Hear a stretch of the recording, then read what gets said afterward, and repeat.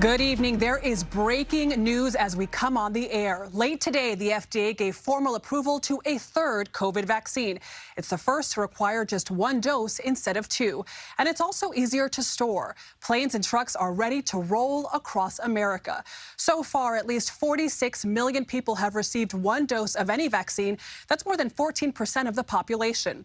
Also today, movement on President Biden's nearly $2 trillion COVID relief bill. But a critical hurdle remains. CBS's Christina Ruffini is traveling with the president in Wilmington, Delaware, and has the latest. Christina, good evening.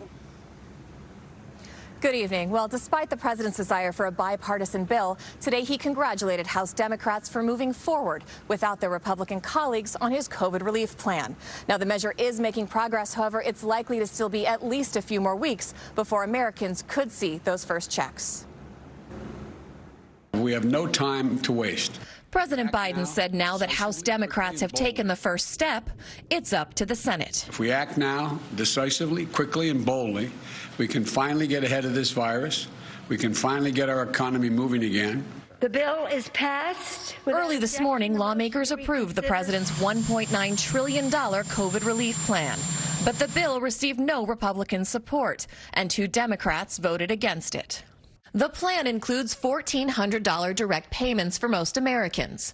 It also extends and expands $400 weekly unemployment checks and spends billions more on vaccine distribution, schools, and rental assistance. The plan will not, however, include an increase in the federal minimum wage, which was stripped out of the Senate version due to a procedural issue. But Democrats say they aren't giving up.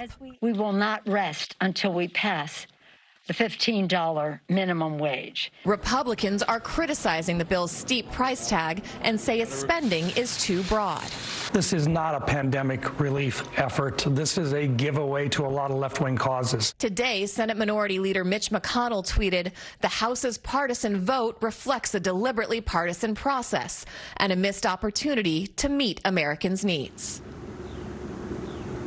Also likely to weigh in on this topic, former President Trump, who will make his return to the national spotlight tomorrow at CPAC, the Conservative Political Action Conference in Orlando, Florida. CBS News has learned he plans to criticize President Biden on his immigration policy and so-called identity politics. Adriana?